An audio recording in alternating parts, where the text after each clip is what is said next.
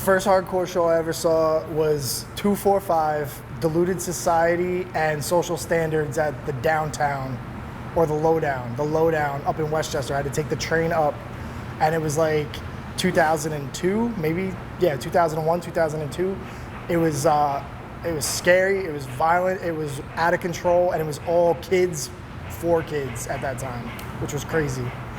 And then the first official, like, bigger hardcore show might have been, I saw H2O and Danny Diablo in CBGB's in 2004, 2005.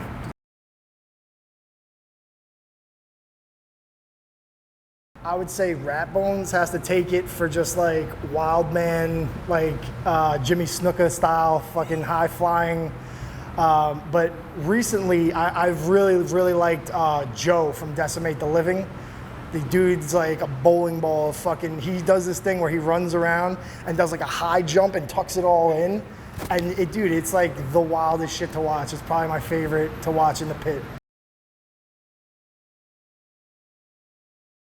The show that I wish I saw the most was the Cro-Mags and Sick of It All show that never happened.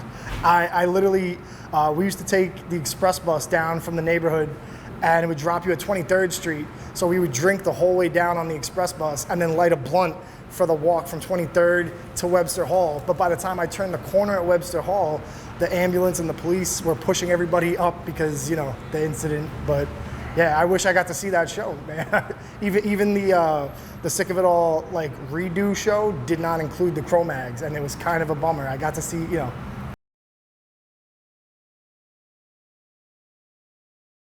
The greatest hardcore show, I will say this personally because it's a Bronx band and it was in the Bronx, was when Billy Club Sandwich played FLC, the first Lutheran Church of Throgs Neck. I never saw crowd bashing. I never saw like a lot of like the ninja moves that I saw that night, and it just kind of like fucking blew the, you know, it blew my preconceived notion of what an FLC show could be out of the water. Like,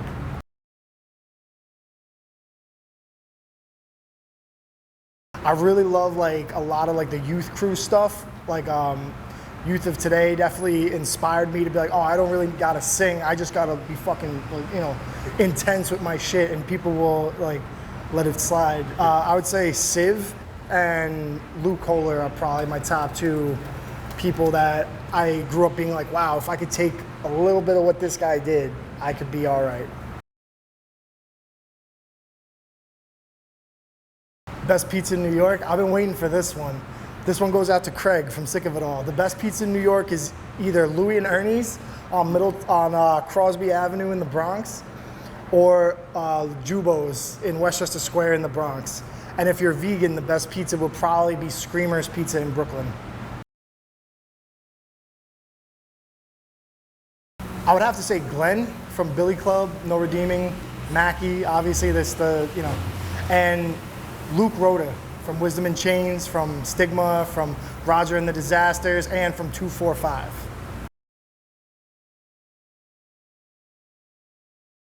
Mafa, any band with a djembe player, is beautiful. It's a beautiful sound. It's a beautiful message.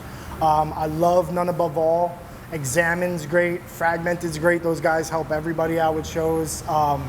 Downtrotter from Philly is really fucking good. I'm a huge fan. I love The Last Stand. I would check out Left in the Attic from the Bronx. Synopsis Firing from the Bronx. Another Astronaut from the Bronx.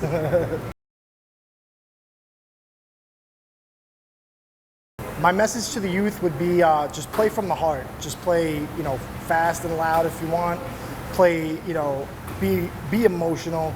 Be everything up front and just put it all out there. Don't lose sight of why you love this music and why you love doing this, because you could talk to any of the older heads and they're all still doing it because they love it, and that makes a difference. You know, when you're passionate, it drives you. In the hardcore scene, the Bronx is kind of like the bastard stepchild of New York City, in the sense that, like, as you mentioned, Staten Island gets more love because they have, you know, Jeff and Enrage, and he runs Mother Pugs, and they got a good thing going. They invite that. The only thing we ever had was like a mixed bag of shows, and then when they started doing FLC, it was like you needed to be metalcore in order to fit in. And I never really liked metalcore. I wanted to play like hardcore music, and there was like no room. You know, they were like, no, there's no room for you guys. Sorry.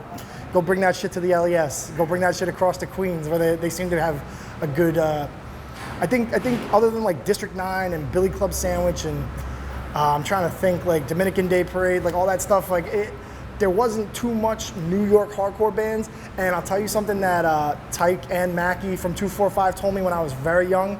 They said, you wanna go places, you wanna play better shows, get out of the Bronx. It's fucking desolate. It's you know, it's connected to Westchester. It's a train and a fucking hassle to get to everything. There's no easily accessible venue in the Bronx for city kids, and that's really what it comes down to, which is a fucking shame, because I think, you know, the Bronx is like the last real neighborhood, you know what I'm saying? Like it could be something really cool, but we can't have nice things. Is hardcore dead? Hardcore's not dying until Isaac dies. Didn't you see his 10 questions?